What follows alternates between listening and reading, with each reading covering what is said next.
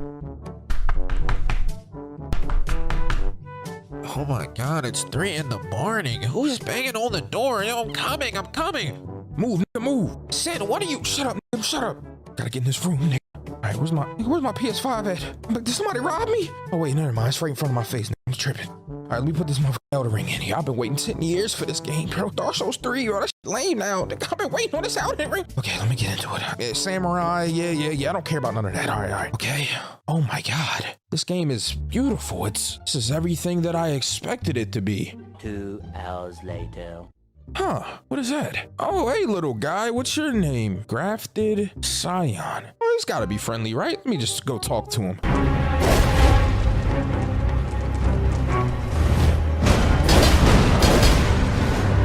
Oh my god, what are those body parts? What? I'm more of a submissive type. Are you putting a lube on those sort? What are you? Oh my god, stop!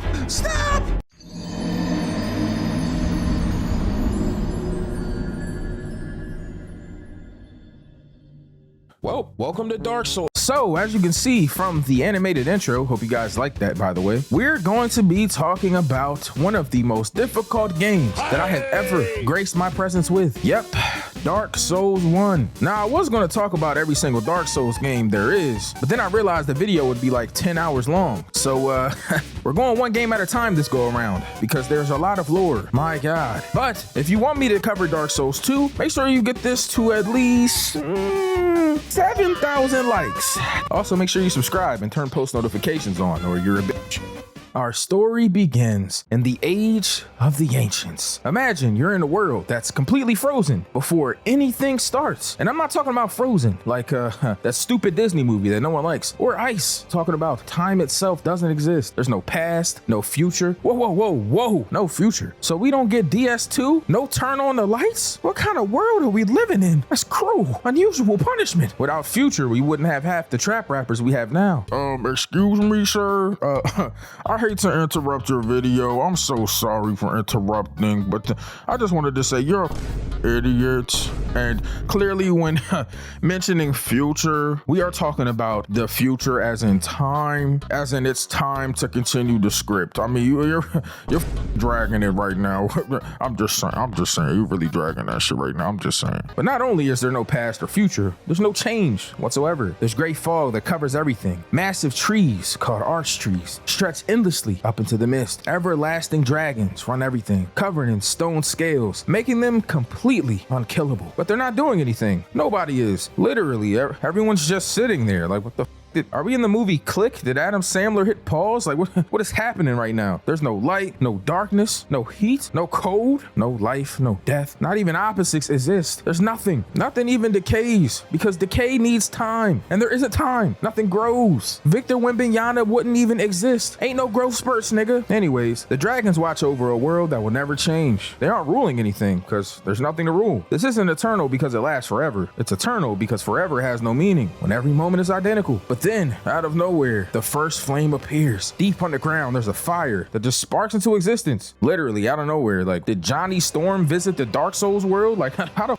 did we get fire? What kind of caveman rubbed 2 sticks together? This isn't even a normal fire. Shit did not come from no bic. Nobody flicked no lighter, bro. This is a primordial force that breaks the frozen stalemate. The second this fire came into the world, came into the world is crazy. It brings disparity. Opposites finally exist for the first time. Heat and cold appear at the same time. Light exists, which means dark has to exist too. Life begins, which means death is now a concept. Time starts moving. There's a past, a present, and even a future now. The fog shifts for the first time ever. Inside this flame are Lord Souls, insanely powerful condensed pieces of the flame itself. Whoever grabs one basically becomes a god. 4 beings fill the pool and go claim them. Nino grabs the soul of death and becomes the master of everything that will ever stop existing. The wits of Izalith grabs the soul of life and flame and can nurture or destroy whole civilizations. Gwyn grabs the most powerful one and becomes the Lord of Sunlight, the strongest one in the room immediately. Then there's the furtive pygmy, small and easy to overlook. History barely notices him. He grabs the dark soul tied to the shadows that the light creates. While everyone else is burning bright and obvious, the pygmy is quiet and hidden. Nobody even pays attention to him. That's going to be a problem for literally everyone forever. As you can see, bro, that's why you gotta stop ignoring people, man. There's always this one person. You just start ignoring this nigga. You think everything cool. Bow, he shoots the school up. I'm just saying, stop being mean to the weird white kid in the back of class. You overlook him, he grabbed the dark soul. Now this is eternal darkness and ruling over your entire world with nothing but fear and an iron fist. Moving around like that one Marvel character with the bad Netflix series. Now at this point, Gwyn, having more power, looks at the dragon still chilling on their arch trees and decides, you know what?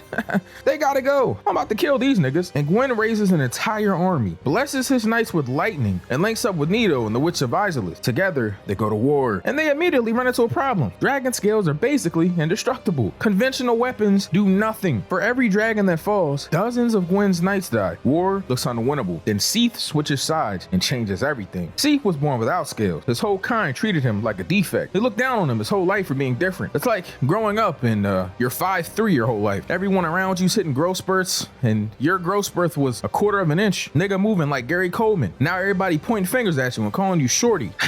I know that you're probably thinking, yo, Sin, are you projecting? Are you short? No, I'm actually 6'1", but I do have a friend who I may or may not have picked on a lot for being short. However, we're cool now, and I'm a good guy, sometimes. But the rejection that Seath went through, well, it's about to cost every single dragon their lives. Seath goes to Gwyn and reveals a secret that dragons never had to protect before. The scales aren't just armor, they're the actual source of dragon immortality. You destroy the scales and, well, you destroy their claim to eternal life. Gwyn immediately weaponizes this and forges his lightning into concentrated bolts that can shatter stone. The knights get lightning spears, so archers get storm charged arrows. The next battle is completely different. The scales crack for the first time ever. The Witch of Oolacile unleashes firestorms so big they set the arch trees on fire. Dragons try to escape through the air, but they what get cooked, smoked them. Bro, imagine trying to fly as a dragon and then get smoked by fire. Nigga, you're a dragon. How are you getting beat by fire? Don't you got a resistance? That's like being Bill Cosby or Cardi B and losing to pills. Just doesn't make any sense. Oh, the irony. Well, that man Seath is really a snake, though. They should call that nigga Seath the Snakest, bro. That dude, yo, he went to Gwyn like, hey, let me tell you a secret. Hey, can you back up a little bit? Your breath is hot as shit, bro. My fault, I'm a dragon.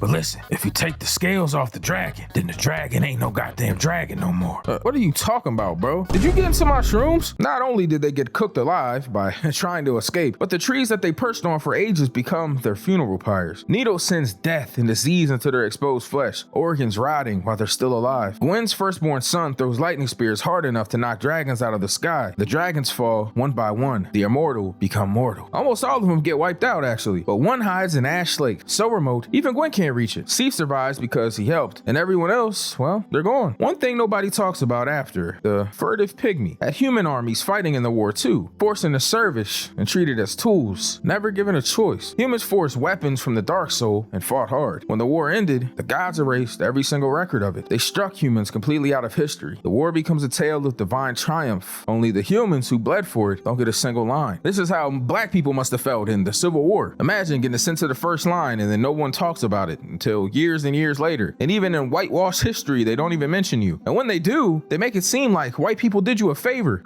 God, I love being black in the 1800s, man. What a swell time to be alive. And that's exactly how these humans probably felt. Imagine going through this fight as humans. You got giants, super evil witches, like death gods, dragons flying around. And here you is with a regular ass weapon that you made with some damn magic from a dark soul that a pygmy stole, but you're immortal. And not only that, you have no resistance to anything. You're just a guy. You could have been home right now playing Arc Raiders, but instead you're out here fighting for your life. And for what? To get erased from history? That's that bullshit. But the war's over and Gwyn wins, so she wants to build something. She picks a spot high above the world and constructs Anor Londo, the city of gods. White granite towers trying to reach the sun, massive cathedrals, grand halls everywhere. Sunlight hits the pale stone from every angle until the whole city glows like a pearl and a clam. This is not just architecture.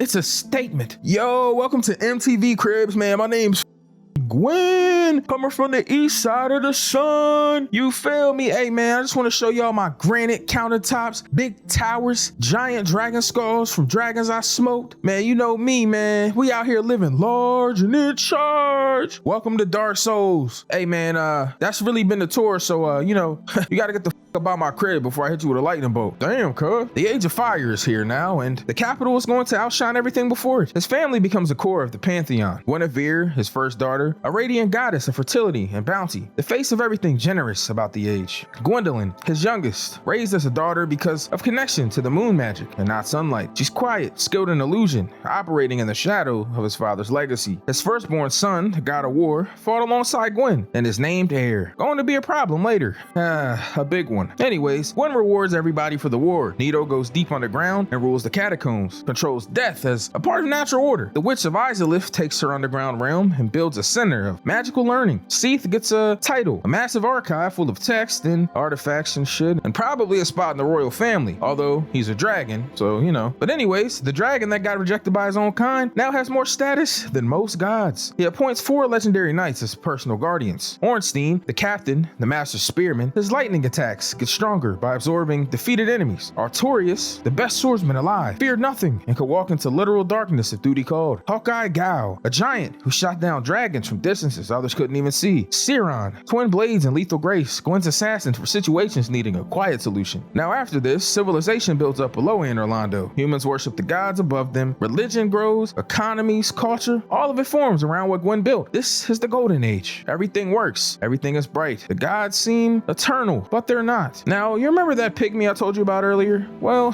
he doesn't keep his dark soul. He breaks it into countless tiny fragments and gives them to his descendants. Each fragment carries a spark of the original, and these fragments are called humanity. Oh my god. The dark soul, humanity. Oh, we're getting somewhere. This is literally how the human race gets created. Every person born from this point carries a piece of the dark soul inside them, a silver of shadow wrapped in flesh. Humans are physically weak. They have short lives, fragile bodies, nowhere near God, but the potential locked inside each fragment is enormous. Humans can grow and change in ways divine beings cannot. They're connected to the abyss, primordial darkness that existed before the first flame, and given enough time, they could rival gods. Gwyn notices humans multiplying across this world and immediately clocks the threat. The dark soul is the opposite of everything he built. If humans ever figure out what they're carrying, they could overthrow everything, so he handles it in layers. First, he gathers the pygmy lords and pretends to give them a gift. The Ring City, magnificent haven at the very edge of the world. It's beautiful and isolated far from Anor Londo. He even sends his youngest daughter, Philinor, there and promises to come back for her. It looks like a reward, but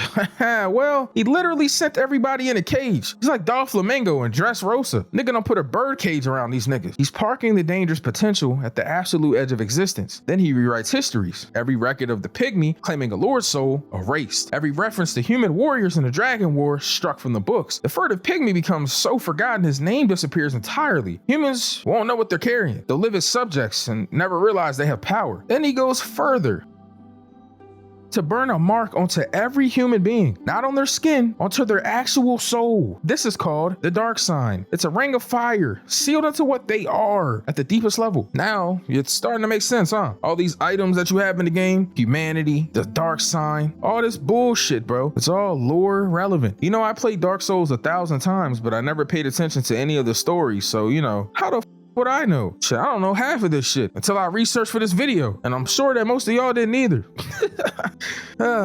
We're learning together. But this dark sign, it kind of acts as a shackle. It locks away the true power of the dark soul fragments. So, you know, all those souls you get, well, those souls you get can help you level up, okay? Humanity makes it so, you know, you get your human form back, you basically unlock your potential, you get more health and all that shit. And then this dark sign, but when you use it, it lets you teleport back to the last bonfire you used, but it erases all your humanity and your souls. Yep.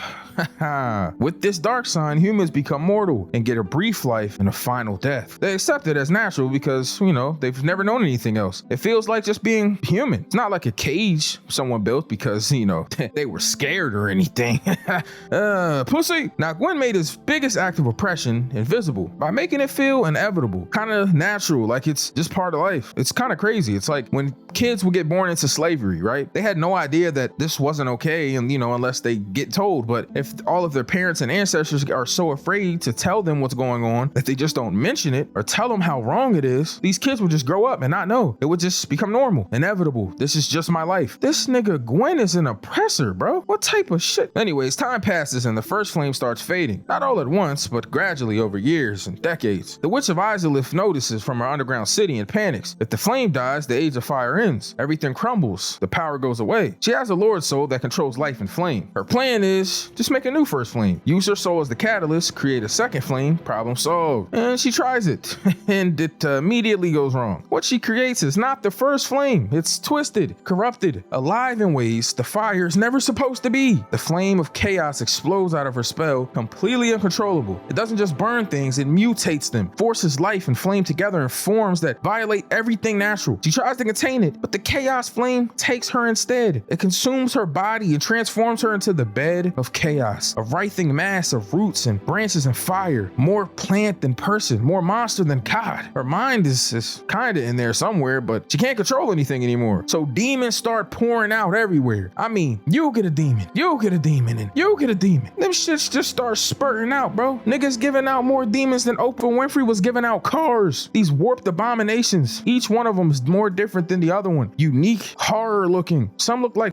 nasty lava things with arms and legs. Others are like flying bad dreams, bat wings and burning bodies. It looks like the apocalypse or something. The witch's own daughters get caught in the explosion as well. Some die instantly, others get deformed into monsters, and some escape. Quilana makes it to the surface, carrying survivors' guilt she'll never put down. Demons spread into the world like a plague, so Gwyn mobilizes, sends the Silver Knights of Anor Londo straight into Oolacile. But this goes badly. Demons come in endless waves. Heat is unbearable. The Chaos Flame scorches the Silver Knight's armor so intensely it permanently turns black. Gleaming silver becomes cold dark. These are the Black Knights now, and that name sticks. So anytime you ever see a Silver Knight somewhere in Anor Londo or whatever, it's like, oh, okay, Silver Knights. But anytime you see a Black Knight somewhere, yeah, that's what happened. These silver niggas got burnt alive and they turned into the Black Knights. The literal Black Knights you see in the game are burn victims. It's like Freddy Krueger with armor. Somebody help me, please. It's hot as shit. This nigga Sin dropped this mixtape. They end up finding the bed of chaos at the center. This massive twisted growth constantly spawning new demons. They hit it with everything. Lightning spears, divine weapons, everything. But the bed of chaos doesn't fall. The witch's Lord Soul has fused into the horror she's become. Effectively immortal until someone destroys the whole thing. Gwyn orders retreat. The best they can do is contain the spread. Some demons get captured and pressed into service. Batwing demons end up working as transport later, but most stay wild in the ruins. Oolacile is transformed from a grand underground city into a hellscape of lava and ash. The witch's Lord Soul is stuck in there, inaccessible until someone actually deals with the mess. Gwyn builds a human city called New Londo in the Eastern Lands. She elevates 4 human lords to rule it together, the 4 kings. She gives them prestigious titles, magical rings, and a fragment of his own Lord Soul. That last part is a big deal. Giving power to humans is different from giving it to gods. Gwyn is saying he actually trusts these particular people. New Londo prospers, trade, culture, real civilization. But for a while, it looks like there's proof that humans and gods can work together. Gwyn's most optimistic experiment. But then a primordial serpent named Kythe shows up. Kythe is an ancient, and they existed before the Age of Fire. Unlike Frampt, who served Gwyn, Kythe thinks the whole Age of Fire was a mistake. He wants the Age of Dark. He wants humanity to take what the Dark Soul entitles them to, and sees the 4 kings as the perfect opening. It approaches them, teaches them secrets, one deliberately buried. It shows them how to drain humanity fragments from their own subjects to increase their power, and promises they can become Dark Lords who will outlast the fading fire. The kings listen. Their noble intentions dissolve into greed. They stop seeing subjects as people and start seeing them as resources. Their most loyal knights follow them into corruption and become dark wraiths, spectral soldiers whose whole job is harvesting humanity from the living. Then the abyss starts seeping into New Londo itself. Primordial darkness is given physical form. It corrupts everything it touches, turns solid ground into void. The streets change. The shadows move with intent. Dark wraiths hunt openly. The city is rotting from the inside. A group called the Sealers figures out what's happening. New Londo is lost. Its corruption spreads past the city walls, and it threatens all of Lordran, maybe even Anor Londo itself. One option, and it's awful. Flood the city. Oh my god, these niggas are terrible. Yo, imagine creating something, then you put people in charge. Then this giant thing, a dark stalker, and then an evil primordial serpent comes and talks to you and says, hey man, you know, I know you're a king and all that, and you probably think that you're doing the right thing right now, but you know, right? You could murder everybody in your civilization, make yourself stronger, and then when everything goes wrong, don't worry about it because the people up in Anor Londo, the gods, Gwyn and all of her people, they'll just open up the dams to the city and flood tens of thousands of people, murdering them all for decisions that kings made that had nothing to do with them. It's like right now, and how the US is literally at war with Iran. A bunch of people in our country, lives at risk because of some shit we had nothing to do with. It's like life imitates art. Anyways, no matter the fact that these people are innocent, they end up breaking the gates anyway. The water hits in moments. Humans drown in their homes. Dark wraiths get swept away. The city that represented the best possible version of human potential becomes a mass grave in minutes. The four kings survive because the abyss has them now. Physical death means nothing to them anymore, and they become spectral entities trapped in the dark void at the bottom of the drowned city, contained, not destroyed. For Gwyn, this confirms everything he feared. Trusted humans with a piece of his power, and they fell to the exact darkness he spent his reign suppressing. Beyond Lordrian's borders, there's a kingdom called Oolacile. I'm gonna be honest, please don't get mad at me for mispronouncing things. I'll be real with you, I have a 2nd grade reading level, and I can only read books with pictures, so this is taking a lot out of me. I made these notes, and let's just say, I'm having a tough time reading them all. Gonna go read Green Eggs and Ham by Dr. Seuss after this. Anyways, Oolacile is a peaceful place known for golden sorceries, magic from light and life. There's a gentle king that rules alongside his daughter, Princess Dusk. There's no reason to fear what's happening in the rest of the world, but then Kythe shows up again and whispers to the people, plants suggestions, deceives them, gets them to excavate a grave that should have stayed buried forever. Deep underneath their kingdom is the resting place of Manus, the primeval man, either the furtive pygmy himself or his direct descendant, carrying the full weight of the dark soul, sleeping for ages beyond counting, completely forgotten by the world above. Digging him up is the worst thing they could have done. The disturbance shatters whatever peace Manus had. Rage takes over immediately. Pain floods out any coherent thought. He becomes the father of the abyss. Dark soul energy erupts onward as a raw primordial darkness. Not the quiet potential humans carry, the actual void that existed before the first flame. The abyss swallows Oolacile like a flood of shadow. Buildings twist, trees becoming gnarled horrors. Citizens mutating to crazed creatures. Their bodies warped, minds gone. Bodies,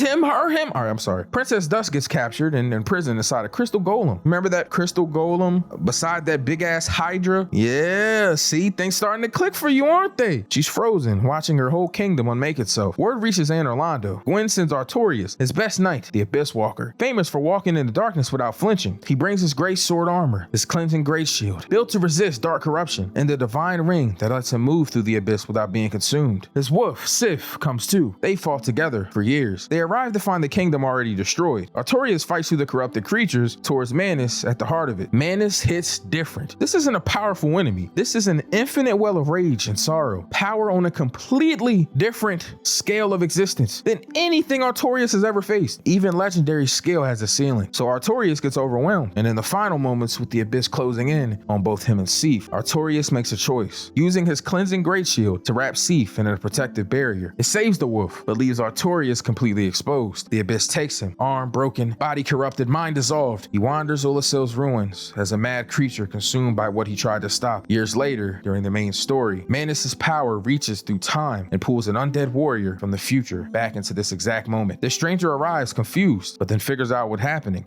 He finds Artorias wandering the township, completely gone, fights him, puts him to rest, ends his suffering, then continues what Artorias started and fights Manus and actually wins. Rescues Princess Dusk from her crystal prison. Dusk wakes up and sees a stranger and assumes it's Artorias, but the stranger doesn't correct her. He goes back to their own time. History records that Artorias, the Abyss Walker, saved Oolacile. The actual hero stays anonymous forever. The grave gets built for Artorias in Darkroot Forest, and Sif guards it for the rest of his life. The whole world honors a legend that technically was built on a lie, but underneath it is a knight who gave everything to save his dog, even when the dog couldn't save him back. I just lost my dog.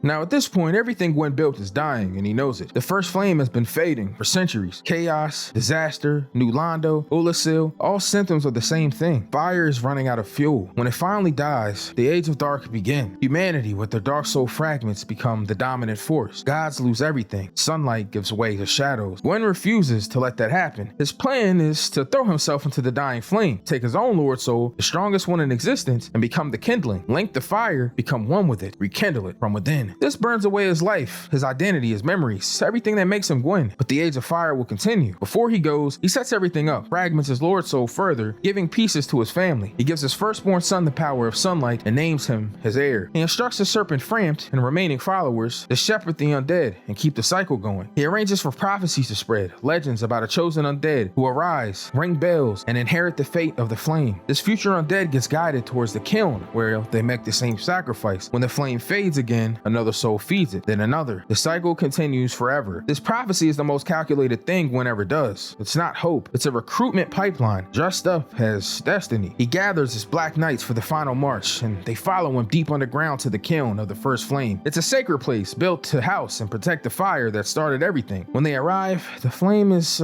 barely embers. The fire ended the Age of Ancients, now a dying flicker. Gwyn doesn't hesitate and throws himself in. His Lord Soul ignites instantly. Centuries of power become fuel. The first flame roars back with tremendous force. Light explodes outward. Blast incinerates the Black Knights standing right there with him. All of them instantly reduce to cinders. Their spirits don't rest. They become wandering phantoms roaming Lordran forever, searching for a lord who no longer exists. Gwyn burns down to his essence. Body gone, memories scattered, identity dissolved into the flame he's feeding. What's left is a hollowed shell, fused to the core of the first flame. He becomes the first lord of Cinder. The greatest of the gods ends up the loneliest creature in existence, trapped in a vigil he can no longer understand, in a kiln where the sunlight he championed, his whole existence will never reach him again. Koth calls this the first sin. The Age of Dark should have come. Humanity should have inherited the world. Gwyn stole that future and cursed everyone who came after with consequences that are just getting started. Now after Gwyn leaves, smoking himself by jumping in a fire, because that's what you do, when the world needed you most, the avatar vanished. But really, the nigga just jumped in a giant fire and killed himself. He's the Hannah Baker of Dark Souls. Anyways, when Gwyn left, his firstborn son steps up as heir. He has the power of sunlight, and that position has everything. He then does something unforgivable. The details are vague, and shame keeps them that way. At the core of it, he sides with the dragons, the creatures his father spent everything defeating. Maybe he questioned whether the war was justified. Whatever the reason, the gods don't tolerate it. Punishment is absolute. Every record of him is destroyed. His name struck from the books. Statues broken to deface. Every reference to his existence is erased. The son who threw lightning spears alongside his father gets written out of history. The same way the gods once erased humanity's contributions to the Dragon War. He becomes known only by what he lost. The nameless king. Dun dun dun dun! Oh my god. But yeah, you probably remember you end up fighting this in Dark Souls 3. He's riding that big ass, is it a dragon he's riding? It should look like a bird kind of, but anyways, it doesn't matter. After him, Guinevere leaves next. The father consumed by flame, brother exiled in disgrace. There's nothing left to stay for. She goes, and with her goes a cascade of other divine beings. Gods and divine beings who once filled Anor Londo scattered to other realms. When the exodus stops, Anor Londo is nearly empty, but one person stays. Gwendolyn, the youngest, frailest, and never supposed to rule anything. This nigga's basically trash. It's like the one garbage ball brother. Couldn't hoop for real, so he made a really annoying song that everybody sung for like 40 months. Let me do that. Couldn't hoop for real, so he made a really shitty song that everybody sung for like 12 months straight. Why be swerving that corner? Whoa, whoa. All right, I'm sorry. Anyways, it's just him standing in a kingdom built for people far greater than himself. He immediately understands the stakes. If followers learn Anor Londo is abandoned, the faith collapses. The prophecy loses meaning. Everything Gwyn died for unravels. So Gwendolyn does the only thing he can. He creates an illusion of Guinevere, radiant, warm, exactly what people expect to find, and he places it in the royal quarters to greet pilgrims and bestow the Lord vessel. He bathes the whole city in artificial sunlight. Anor Londo has actually fallen into perpetual dusk, but nobody sees that. He forms the blade of the Dark Moon, shadowy knights who hunt anyone who sins against divine authority. He governs everything from the shadows, never showing himself. It's mainly because he's ugly as shit. I once heard he went on Tinder and never got any matches. This city that was once the living heart of divine civilization comes a stage set. It's beautiful from the outside, but it's hollow at the core. It's a mausoleum pretending to be a capital. Anyone who sees through it attacks the false Guinevere, watches the illusion shatter. Artificial sunlight vanishes, replaced by cold moonlight. Anor Londo reveals itself as what it actually is: dark, cold, and empty. A monument to an age that already ended. Now Gwyn's dark side finally shows what it was really built for. For generations it stayed dormant. Humans lived and died normally, had no idea that there was a mark sealed into their souls. But as the first flame started fading again, the dark side activates. People start coming back from the dead. First, isolated cases. Someone dies and just wakes up again. The circular mark of fire now visible on their body. They're not alive exactly, but they're not dead either. Just kind of stuck in a purgatory, unable to find rest no matter how many times their body gives out. This is the undead curse. It spreads everywhere as the flame keeps awakening. Gwyn tied the dark sign directly to the flame when he branded humanity. This is the undead curse. It spreads everywhere as the flame keeps weakening. Gwyn tied the dark sign directly to the flame when he branded humanity. When the fire burns bright, the curse stays dormant. When the fire fades, the dark sign forces humans into endless resurrection. Every resurrection costs something though. Each time an undead comes back, they lose a little more of who they are. Memories fade, emotions flatten, the sense of self gets thinner. You come back dozens of times and you're already not quite yourself. Hundreds of times and there's almost nothing left. The final stage is going hollow. Every memory, every purpose, every trace of identity is gone. What's left is a shell, like you're in Super Mario Brothers and you somehow ended up on the back of a big ass dragon that steals princesses. Nigga literally kidnaps women and we just be acting like he cool. I'm just saying. But you end up mindless and you attack anything living on instinct, obsessed with consuming souls in a way it can't understand. This is where every undead eventually ends up if they can't hold on. Kingdoms react with fear. Normal humans see the undead as abominations, people who should have stayed dead. All of them eventually become violent monsters, treated like a plague. Authorities round up anyone with the dark sign and exile them. It doesn't matter who they were before, noble or peasant. Once the mark appears, you're done. The Church of Thorland sends holy knights to deal with the undead. Some missions put them to rest. Other missions keep them contained. Fear and religion combine to justify treating the cursed as less than human. Many of these people get sent north to a frozen, desolate region, the Northern Undead Asylum. It's a fortress built specifically to hold cursed prisoners. No trial, no sentence with an end date. You go in and you stay until you go hollow or the world ends. Guards eventually abandon it. It becomes a forgotten pit, overrun by its own inmates, patrolled by monsters like the asylum demon. Amid all this misery, a prophecy starts spreading. A chosen undead will escape the asylum and make a pilgrimage to Lordran. They will ring two bells of awakening, one high above and one deep below. When both ring, the fate of the undead will be revealed. To anyone clinging to their sanity in a world that hates them, this feels like hope. Gives the curse meaning. It gives their suffering a direction. One direction. You know, like the boy band? No, that was trash. Okay, I'm sorry. What they don't know though is it's a trap. Haha, like Star Wars. Okay, all right. I know I'm a nerd. The chosen undead at the end is supposed to link the flame, just like Gwyn did, and become the next fuel source. The cycle just needs a new body, and the prophecy produces willing volunteers. In a forgotten cell in the Northern Undead Asylum, a nameless undead just sits there, branded with the dark sign, thrown in like everyone else, sliding slowly towards hollow. But something keeps them from letting go, some stubborn refusal to stop being a person, but there's nothing to do with that except sit in a cold cell and wait for it to run out. Then a corpse falls through the ceiling. Oscar of Astoria, a knight from a noble family who heard the prophecy and believed it, deliberately accepted becoming undead because he thought his was his sacred duty. He came to the asylum specifically to find the person who the prophecy described. The asylum wrecked him. Demons and hollows got to him bad, but he made it to the roof and found a cell with the sane undead inside. He drops a key attached to a corpse through the broken ceiling. A simple act, a half-dead man doing one last useful thing that he's got. It changes everything. The chosen undead use the key to escape the cell and navigate the halls full of hollows who've long since lost their minds. He scrapes together a basic shield and a weapon and immediately encounters the asylum demon, a massive creature with a hammer that crushes stone. Not ready for this fight, he retreats through a side door instead. The path leads to a small chapel where Oscar is barely holding on. Oscar uses whatever time he has left to pass on the prophecy. Lordran, two bells, fate of the undead revealed. He hands over an Estus flask, which is a mystical container full of lean. Okay, it's got sacred fire that heals undead wounds, but to me, it's codeine lean. I can't put down the cup. It's probably the most important item in the whole journey. He also gives him a key to get further through the asylum, then his strength runs out. Some accounts say he asked the chosen undead to end his suffering before hollowing took him. Whether that happened is private. Either way, Oscar is gone, and the chosen undead is on their own. They go back to the asylum demon, prepared this time, drops from above to get an advantage, and brings it down. Its key opens the front gate of the asylum. The chosen undead steps through, and a massive black crow descends, picks them up, and carries them south towards Lordran, toward the prophecy, towards whatever comes next. Dun dun dun! Skiggly doo, skiggly bee. All right, the crow drops him at Firelink Shrine. It's a ruined temple where paths branch out across the kingdom. A big bonfire burns at the center, and a knight sits near the fire being absolutely miserable about it. The crestfallen warrior. He knows about the prophecy, knows about the bells, and has all the information and, none of the will. He basically can do everything, but he's a He tells the chosen undead the basics anyway. There's 2 bells, one up in the undead parish and a church, and one deep below in Blighttown. You ring both of them and supposedly the fate of the undead gets revealed. He doesn't believe that anyone actually survives long enough to do this. Anastasia of Astora maintains the bonfire as the firekeeper. It's a mute woman whose presence makes the sacred fire work. She matters more than she looks like. She matters a lot. Now there's a path that goes through the undead burg. It's a walled town overrun by hollow soldiers. The first real allies appear here. Solaire of Astoria, standing on the ramparts in sun armor, inexplicably cheerful, talking about finding his own son like that's a normal thing to want. Imagine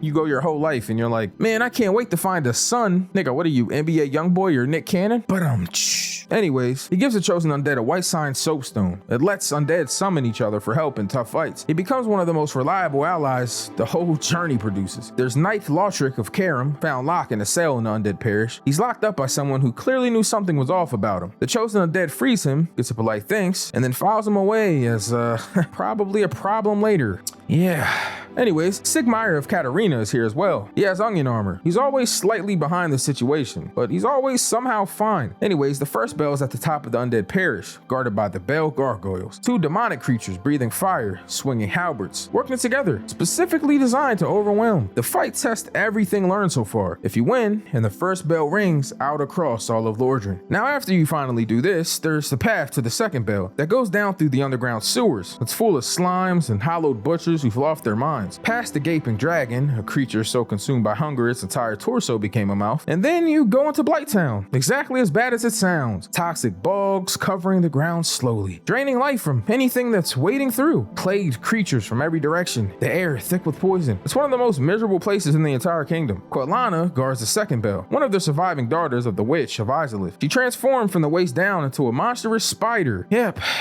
You're about to fight Young Thug. She's still carrying a guilt about escaping the chaos disaster that consumed her family, so she fights with a flaming sword and spews lava. Once she falls, the second bell rings. Both bells ringing causes a massive stone gate near Firelink to open. Sin's Fortress. It's a testing ground built by the gods. It's sealed for ages. It also wakes up Frampt, the massive primordial serpent emerging from a well. He claims to be Gwyn's close friend, ready to guide the chosen undead toward destiny. While the chosen undead was in Blighttown, Lautric acted. He went to Anastasia's cell, killed her, and stole her firekeeper soul. The bonfire at Firelink is now cold. Anastasia's body is in her cell, and Lautric is gone. A black eye orb left behind left the chosen undead track him to Anor Londo. Showing mercy to someone in a cage got a woman killed. The world does not forget to remind you what kindness cost. Now, Sin's Fortress is designed to make people quit, swinging blade pendulums on narrow walkways, time to be unavoidable if you rush, pressure plates triggering hidden arrow volleys, boulders rolling through corridors, snake-headed serpent soldiers and mages around every corner,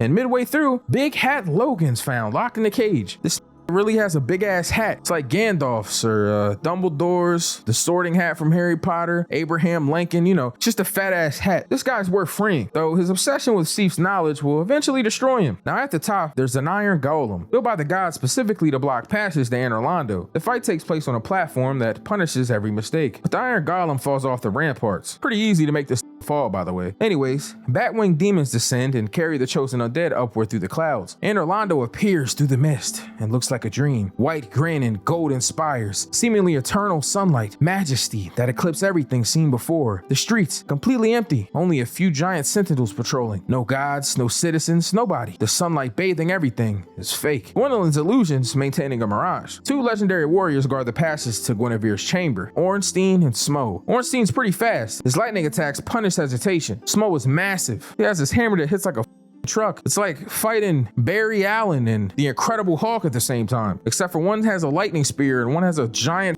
hammer. Fighting both at the same time means tracking 2 completely different threats constantly. When one falls, the survivor absorbs the dead, and he gets powered up, and the fight gets significantly worse. Anyways, eventually you defeat both of them, and the great doors open. Guinevere is inside, this radiant, massive, bathed in warm light, exactly as described, and commends the chosen undead, and grants the Lord Vessel, the artifact needed to access the sealed domains where the remaining Lord Souls are. She's not real though, it's Gwendolyn's illusion. The actual Guinevere left ages ago. Real Anor Londo is cold and dark behind this performance. performance. Most people who make it here don't question it. They take the Lord vessel and keep moving. The chosen undead also track down Lotric and Anor Londo, fights him, retrieves Anastasia's soul. The Firelink bonfire gets relit. Hooray, nigga, we lit. But justice takes a while in Lordran, but it arrives swiftly. Anyways, placing the Lord vessel at the Firelink altar dissolves the fog barriers on the last 4 areas: Nito's tomb, Izalith, New Londo, and Seif's archives. All 4 need to be cleared. All 4 hold Lord souls. Grave Lord Nito is at the absolute bottom of everything. In the catacombs, first, winding underground will lead you through a graveyard, collecting the dead for centuries. Skeletons keep reassembling unless you kill their controlling necromancers. The bone wheel skeletons roll through corridors at lethal speed. Pinwheel guards are way deeper. 3 faces, stolen powers. They're pretty underwhelming at this point. Beyond the catacombs is the tomb of the giants. Darkness so complete it's basically a physical location. With a light source, visibility extends maybe a few feet. There's giant skeletons that rise without warning, skeletal beasts that move faster than they should, and Patches, the hyena, shows up.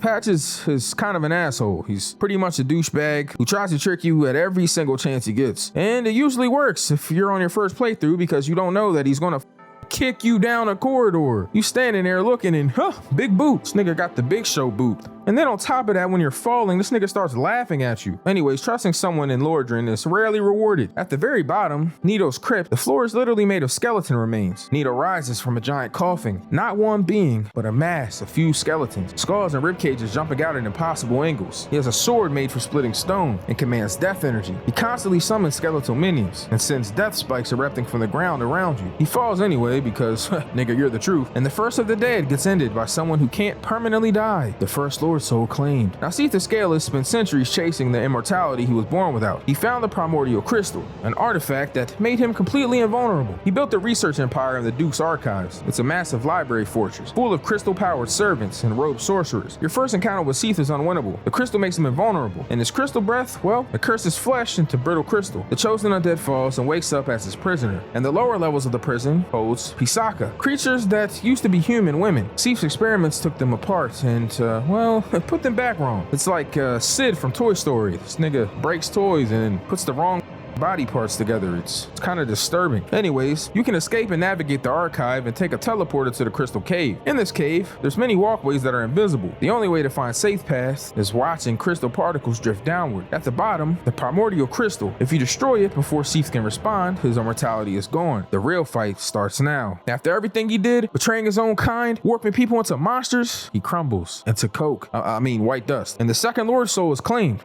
Now, the 4 kings require preparation. Nothing else demands. The abyss where they exist destroys anything entering it without protection. Only one item grants safe passage, the Covenant of Artorias. It's a ring that belonged to the fallen knight, but it's guarded at his grave by his wolf Sif. Sif isn't a monster, he's a loyal companion, doing the only thing his master left him to do. Fight against Sif is, it's heavy. Winning it is necessary though. With the ring, the chosen undead descends into New Londo and drains the flood. He walks past the rotted remains of an entire civilization that's sacrificed for containment. Yep, you're walking through a graveyard of people that got flooded for nothing. At the lowest point, you jump into a void with no floor, no walls, nothing, just the abyss. The 4 kings appear, one by one, as spectral armored figures out of the darkness. Massive swords and soul magic burning purple, complete darkness. Just distanced by the approaching glow of each king. More kings spawn if the battle drags too long. Speed matters. Once all fall, the third Lord Soul is claimed. Now Lord Izalith holds the last one. Through the demon ruins, lava corridors full of demons that used to be the boss level threats, past the ceaseless discharge. A massive lava demon turned out to be one of the witch's own children, mutated beyond recognition by the chaos flame. Past the demon fire sage blocking the path deeper. Across boiling lava fields, you need the orange charred ring.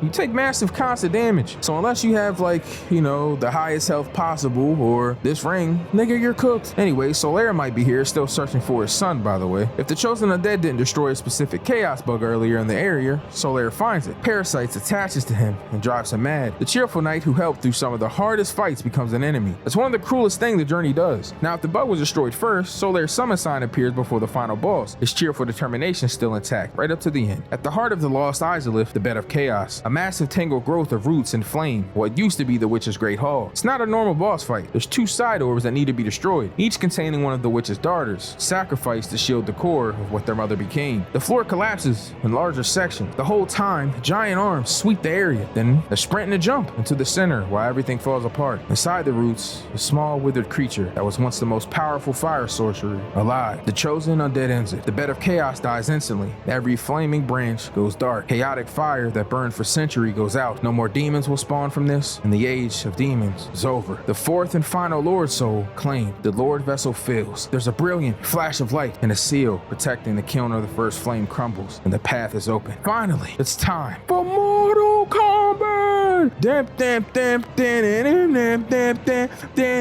Okay, it's just the final fight with Gwyn. But anyways, that's besides the point. The kiln of the first flame looks like the end of the world. White ash dunes everywhere, scorched stumps of ancient arch trees jutting out all over. Massive loads of pre-cum flying. Okay, I'm sorry. I was on the hub last night. Anyway, cinders fall through the air kind of like snow, and the wind is gone. There's a bunch of black knights that line the path. You gotta run the fade with all these.